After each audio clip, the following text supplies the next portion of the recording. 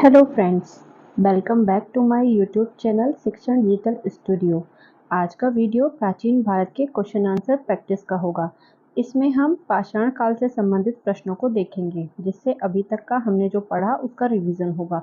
तो वीडियो शुरू करने से पहले अगर अभी तक आपने मेरा चैनल सब्सक्राइब नहीं किया है तो इसे सब्सक्राइब करें और साथ ही साथ दूसरों को भी शेयर करें, जिससे इस वीडियो का फ़ायदा ज़्यादा से ज़्यादा लोग उठा पाएँ। तो चलिए बिना किसी देरी के अब शुरू करते हैं आज की वीडियो। पाषाणकालीन परीक्षा उपयोगी महत्वपूर्ण प्रश्न।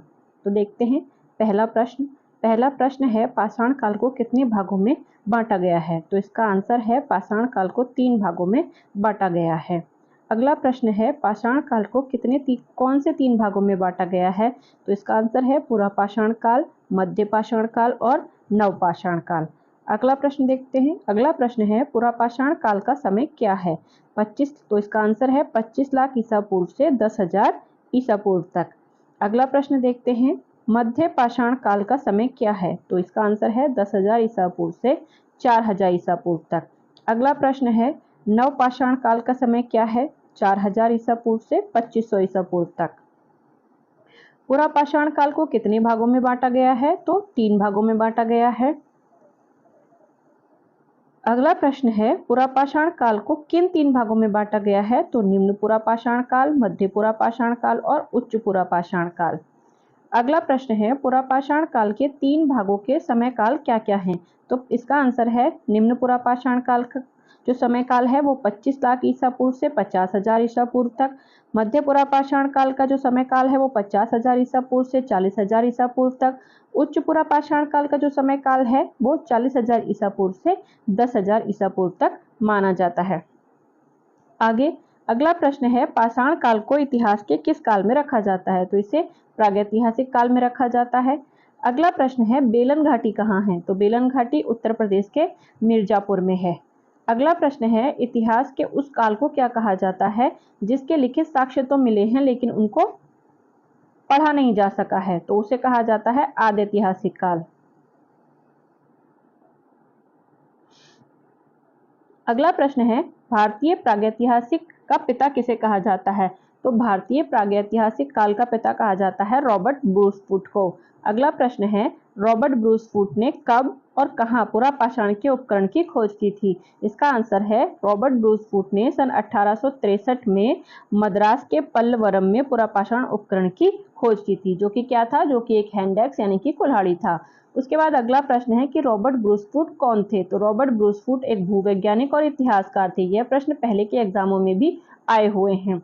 अगला प्रश्न है भारतीय पुरातत्व विभाग का जनक किसे माना जाता है। तो भारतीय पुरातत्व विभाग का जो जनक है वो अलेक्जेंडर कनिंघम को माना जाता है। उसके बाद अगला प्रश्न है अलेक्जेंडर कनिंघम ने भारतीय पुरातत्व विभाग की स्थापना कब की थी। तो इसकी स्थापना उन्होंने की थी 1861 ईस्वी में। अगला प्रश्न है भारतीय पुरातत्व विभाग की स्थापना के समय भारत के गवर्नर जनरल कौन थे। तो उस समय भारतीय गवर्नर जनरल लॉर्ड कैनिंग थे। अगला प्रश्न है मानव के कुल इतिहास का कितना प्रतिशत भाग प्रागैतिहासिक काल में आता है। तो इसका 99% भाग प्रागैतिहासिक काल में आता है। अगला प्रश्न है आधुनिक मानव यानी कि होमो सैपियंस जो आज का मनुष्य का वैज्ञानिक नाम है, उसका जन्म किस काल में हुआ था। तो उसका जन्म उच्च पुरापाषाण काल में हुआ था। अगला प्रश्न है निम्न पुरापाषाण काल में पत्थरों के औजार बनाने के लिए किस प्रणाली का उपयोग होता था। तो ये कोर प्रणाली का उपयोग होता था। इसके अलावा जो मध्य पाषाण काल है उसमें फलक प्रणाली और जो नवपाषाण काल या उच्च पुरापाषाण काल है उसमें ब्लेड प्रणाली का प्रयोग होता था। अगला प्रश्न है निम्न पुरापाषाण काल में पत्थरों के बने कुछ औजारों के नाम बताइए। तो इसके आंसर है कुल्हाड़ी, हस्तकुठार, विदारणी और खड़क। अगला प्रश्न है हिमयुग के नाम से किसे जाना जाता है। तो निम्न पुरापाषाण काल और मध्य पुरापाषाण काल दोनों को ही हिमयुग के अंतर्गत रखा जाता है। अगला प्रश्न है निम्न पुरापाषाण काल के हैंडेक्स की खोज सबसे पहले कब और किसने तथा कहां की थी। तो इसका आंसर है 1863 में रॉबर्ट ब्रूसफुट ने तमिलनाडु के पल्लवरम में की थी। अगला प्रश्न है क्या पुरापाषाण काल के मनुष्य को कृषि का ज्ञान था। तो इसका उत्तर है नहीं। पुरापाषाण काल का जो मनुष्य था उसे कृषि का ज्ञान नहीं था, वह पूर्णतः शिकार पर ही निर्भर था। अगला प्रश्न है मध्य पुरापाषाण काल में पत्थर के औजार किस प्रणाली से बनाए जाते थे? तो इसको ये फलक प्रणाली से बनाए जाते थे। अगला प्रश्न है, भारत के ऐसे कौन से प्रसिद्ध स्थान हैं जहां पर संभावना होते हुए भी पाषाण काल का कोई भी साक्ष्य प्राप्त नहीं हुआ है? तो इसका आंसर है गंगा तथा यमुना व सिंध के मैदानी इलाके। अगला प्रश्न है, भारत में किस स्थान से पुरापाषाण काल से संबंधित पशुओं के कंकाल मिले हैं? तो इसका आंसर है नर्मदा घाटी, मध्य प्रदेश। अगला प्रश्न है, क्या पुरापाषाण काल से मनुष्य को पशुपालन की जानकारी थी? तो इसका आंसर है नहीं। पुरापाषाण काल का जो मनुष्य था वो कृषि और पशुपालन दोनों से ही अनजान था, वह सिर्फ खाना बदोश जीवन व्यतीत करता था। उसके बाद है, क्या पुरापाषाण काल का मनुष्य आग से परिचित था? तो हाँ, वह आग के बारे में जानता था लेकिन उसके उपयोग से अनजान था।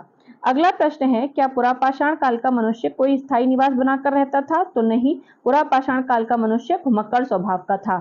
अगला प्रश्न है, पुरापाषाण काल के मनुष्य के खाने पीने की व्यवस्था क्या थी? तो वह बड़े जानवरों का शिकार करके इन्हें खाद्य सामग्री के रूप में संग्रहित करता था। अगला प्रश्न है, मध्य पाषाणिक काल में पशुपालन के प्रमाण कहाँ मिले हैं? तो वह स्थान है आदमगढ़। अगला प्रश्न है, एक ही कब्र से 3 मानव कंकाल कहाँ मिले हैं? तो ये दमदमा से मिले हैं। अगला प्रश्न है, खाद्यान्नों की कृषि सर्वप्रथम कहाँ प्रारंभ हुई थी? तो ये नवपाषाण काल में प्रारंभ हुई थी। उसके बाद अगला प्रश्न है, भारत में मानव का सर्वप्रथम साक्ष्य कहाँ मिलता है? तो यह है नर्मदा घाटी। अगला प्रश्न है, मानव द्वारा सर्वप्रथम प्रयुक्त जो अनाज था वो कौन सा था? तो उसका आंसर है जौ। अगला प्रश्न है, भारतीय उपमहाद्वीप में कृषि के प्राचीनतम साक्ष्य कहाँ प्राप्त हुए हैं? तो ये लहुरा द्वीप से प्राप्त हुए हैं। अगला प्रश्न है, भारत में पशुपालन एवं कृषि के प्राचीनतम साक्ष्य प्राप्त हुए हैं। तो ये कहाँ से प्राप्त हुए हैं? ये मेहरगढ़ से प्राप्त हुए हैं। अगला प्रश्न, उस स्थल का नाम बताइए जहां से प्राचीनतम स्थायी जीवन के प्रमाण मिले हैं। तो इसका आंसर है मेहरगढ़। अगला प्रश्न है, किस स्थान से मध्य पाषाण काल में पशुपालन के प्रमाण मिलते हैं? तो ये बागौर में मिलते हैं। अगला प्रश्न है, किसको चालकोलिथिक युग भी कहा जाता है? तो ये ताम्रपाषाण युग को कहा जाता है। अगला प्रश्न, कृष्णपुरा स्थल से पाषाण संस्कृति से लेकर हड़प्पा तक के सभी संस्कृतियों के अवशेष मिले हैं। तो ये मेहरगढ़ है जहां से सभी संस्कृतियों के अवशेष मिले हैं। फिर है अगला क्वेश्चन, नवदा टोली का उत्खनन किसने किया था? तो ये एच.डी. सांकलिया ने किया था। अगला प्रश्न है, नवदा टोली किस राज्य में अवस्थित है? तो ये मध्य प्रदेश में अवस्थित है। अगला प्रश्न है, बृहत पाषाण स्मारकों की पहचान किस रूप में की गई है? तो ये मृतकों को दफनाने के स्थान के रूप में की गई है। अगला प्रश्न है, राग का टीला निम्नलिखित में से किस नवपाषाण काल स्थल से संबंधित है? तो ये संगनकल्लू से संबंधित है। अगला प्रश्न है, भीमबेटका किसके लिए प्रसिद्ध है? तो भीमबेटका गुफाओं के शैल चित्रों के लिए प्रसिद्ध है। अगला प्रश्न है, भीमबेटका की गुफाएं कहाँ स्थित हैं? तो ये अब्दुल्लागंज, रायसेन, मध्य प्रदेश में स्थित है। उसके बाद अगला प्रश्न है, भारत में किस शिलाश्रय से सर्वाधिक चित्र प्राप्त हुए हैं? तो ये भीमबेटका से ही प्राप्त हुए हैं।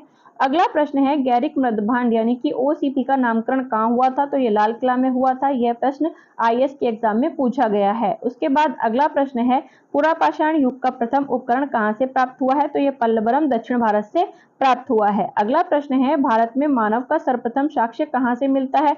तो ये नर्मदा नदी घाटी के हथनौरा, मध्य प्रदेश से मिलता है। अगला प्रश्न है, प्रागैतिहासिक चित्रकला के लिए प्रसिद्ध स्थान कौन सा है? तो यह भीमबेटका, मध्य प्रदेश है। उसके बाद पाषाण युग के लोग द्वारा पालतू बनाया गया पहला पशु कौन सा था? इसका आंसर है कुत्ता। अगला प्रश्न है, पशुपालन का प्रारंभ कब और कहां से हुआ था? तो मध्यकालीन युग से हुआ था और आदमगढ़ गांव से हुआ था। अगला प्रश्न है, मृदभांड का प्राचीन साक्ष्य कहां से प्राप्त हुआ है? तो ये चौपानी मांडो से प्राप्त हुआ है। अगला प्रश्न है, भारतीय उपमहाद्वीप में कृषि के प्राचीनतम साक्ष्य कहां से प्राप्त हुए हैं? तो ये मेहरगढ़ से प्राप्त हुए हैं। अगला प्रश्न है, मानव के साथ कुत्ते को दफनाने के साक्ष्य कहां से प्राप्त हुए हैं? तो ये बुर्जहोम से प्राप्त हुए हैं। अगला प्रश्न है, चावल की खेती का प्राचीनतम साक्ष्य कहां से प्राप्त हुआ है? तो ये कोल्डिवा से प्राप्त हुआ है। अगला प्रश्न, महापाषाण काल का संबंध किससे है? तो दक्षिण भारत से है। अगला प्रश्न है, बेलन घाटी कहाँ स्थित है? तो ये उत्तर प्रदेश में स्थित है। अगला प्रश्न है, जीवाश्म की आयु गणना करने के लिए प्रयुक्त प्रणाली कौन सी है? तो ये कार्बन डेटिंग है। अगला प्रश्न है, माइक्रोलिथ एज किसे कहा जाता है? तो मध्य पाषाण युग को कहा जाता है, यानी कि इसके हिंदी और इंग्लिश दोनों के ही नाम आपको याद रखने हैं। अगला प्रश्न है, स्थिर ग्रामीण जीवन की शुरुआत कब हुई? तो ये नवपाषाण काल में हुई। अगला प्रश्न है, भारत में सर्वप्रथम कपास उगाने का श्रेय किसे दिया जाता है? तो ये मेहरगढ़ के निवासियों को दिया जाता है। अगला प्रश्न है, कच्ची ईंटों के आयताकार मकान किस स्थान से प्राप्त हुए हैं? तो ये मेहरगढ़ से प्राप्त हुए हैं। अगला प्रश्न है, गर्तावास किस पुरा स्थल से मिले हैं? तो ये बुर्जहोम से मिले हैं। अगला प्रश्न है इतिहास का पिता किसे कहा जाता है, तो ये हेरोडोटस को कहा जाता है।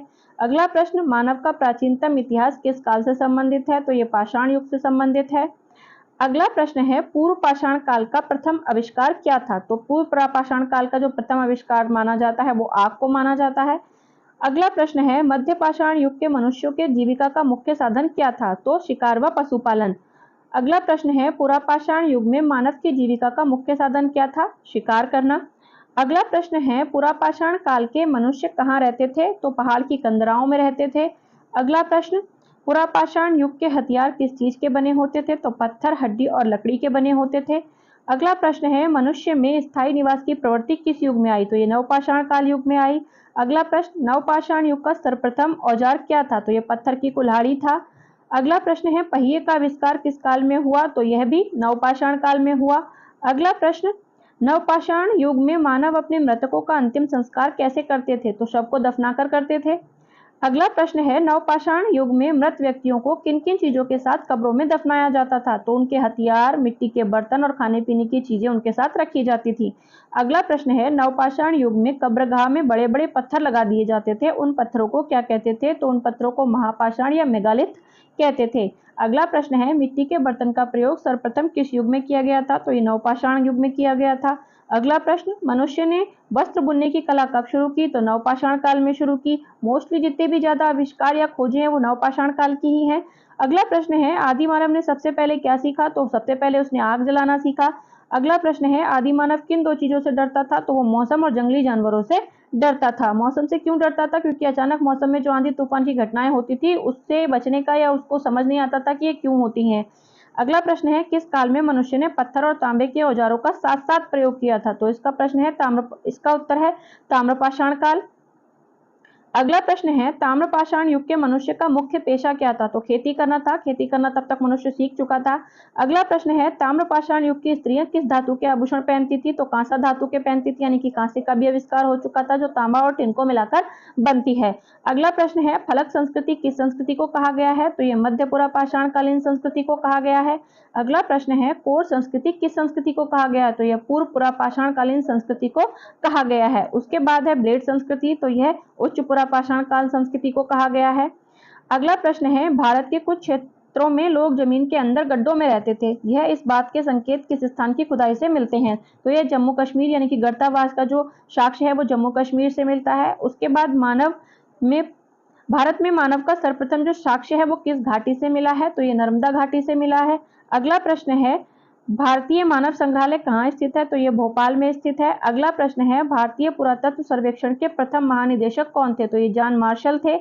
अगला प्रश्न सभ्यता का पालना किसे कहते हैं, तो एशिया महाद्वीप को कहते हैं। अगला प्रश्न है मानव की उत्पत्ति किस महाद्वीप में मानी जाती है, तो ये अफ्रीका महाद्वीप में मानी जाती है। अगला प्रश्न मानव का आदि पूर्वज किसे माना जाता है, तो ये ऑस्ट्रेलोपिथेकस जो मानव था उसे माना जाता है। अगला प्रश्न है समाधान की प्रक्रिया शुरू करने वाला मानव कौन था, तो ये निएंडरथल मानव था। अगला प्रश्न है 14 लाख वर्ष पुराने पत्थर के उपकरण कहाँ मिले हैं, तो ये महाराष्ट्र के बोरी से मिले हैं। अगला प्रश्न है प्रागैतिहासिक संग्रहालय कहाँ है, तो ये नागपुर में है। अगला प्रश्न पुरापाषाण एवं नवपाषाण का विभाजन किसने किया, तो ये जॉन लुबाक ने किया था। उसके बाद है 1860 में लिंगसुगुर नामक स्थान से कुल्हाड़ी की खोज किसने की, तो ये ला मैसूरिया ने की थी, जिनको नवपाषाण काल के खोजकर्ता भी कहा जाता है। उसके बाद है निम्न पुरापाषाण का मानव औजार बनाता था, तो वो कोटाजाइट के औजार बनाता था। अगला प्रश्न है मध्य पुरापाषाण काल का नाम फलक संस्कृति किसने रखा, तो इसका नाम फलक संस्कृति एच.डी. सांकलिया ने रखा। अगला प्रश्न है हथनौरा से मानव कपाल किसने खोजा, तो अरुण सोनकिया ने खोजा। अगला प्रश्न है चकमक उद्योग की शुरुआत कब हुई, तो ये उच्च पुरापाषाण काल में हुई। अगला प्रश्न है भीमबेटका की खोज किसने की, तो भीमबेटका की खोज विष्णु श्रीधर वाकड़कर ने की थी। अगला प्रश्न है शुतुरमुर्ग के अंडे पर चित्रकारी के साक्ष्य मिले हैं, तो ये महाराष्ट्र के पटने से मिले हैं। अगला प्रश्न है 14 मानव कंकाल कहाँ से मिले हैं, तो ये लंगनाज गुजरात से प्राप्त हुए हैं। अगला प्रश्न खोपड़ी में शल्य क्रिया का प्रमाण कहाँ से मिलता है, तो ये बुर्जहोम से मिलता है। अगला प्रश्न है मानव के साथ कुत्ते को दफनाने का प्रमाण कहाँ से मिलता है, तो ये भी बुर्जहोम से मिलता है। अगला प्रश्न है हिरण के सींगों से निर्मित उपकरण कहाँ मिले हैं, तो ये चिरान से प्राप्त हुए हैं। अगला प्रश्न है बूचड़खाना का प्रमाण कहाँ से मिला है, तो ये बुदिहाल से मिला है। अगला प्रश्न, मानव के साथ बकरी दफनाने का साक्ष्य मिला है, तो ये मेहरगढ़ से मिला है। इस तरह हमने पाषाण काल के कुल 115 प्रश्न उत्तर देखे, जो कि आपकी आने वाली परीक्षा की दृष्टि से बहुत ही महत्वपूर्ण है। इसी तरह से हम अपने इतिहास के चैप्टर को कंप्लीट करते जाएंगे और साथ ही उनके प्रश्नोत्तर की प्रैक्टिस भी करते जाएंगे। अगर आप इसी तरह से मेरे साथ हिस्ट्री पढ़ना चाहते हैं तो बने रहिए मेरे साथ। Thank you for watching.